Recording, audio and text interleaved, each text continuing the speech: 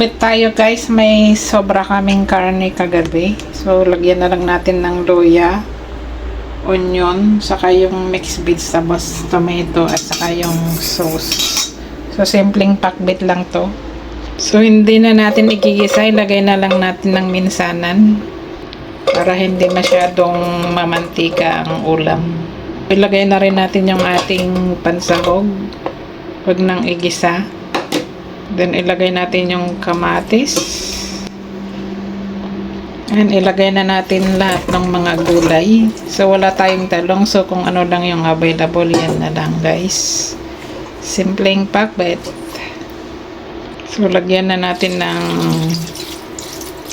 sauce para maluto. So, ayan, takpan na natin. And, paanda rin na natin yung ating gasol.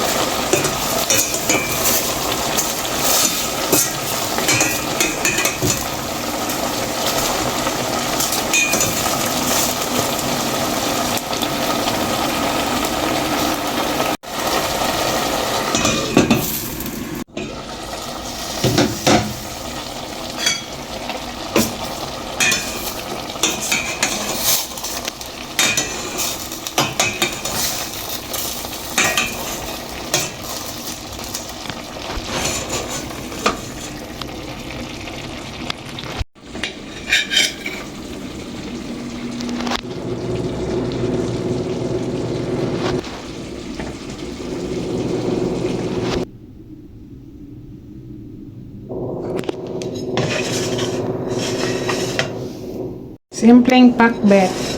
Ayan. Pero healthy siya. So, let's eat.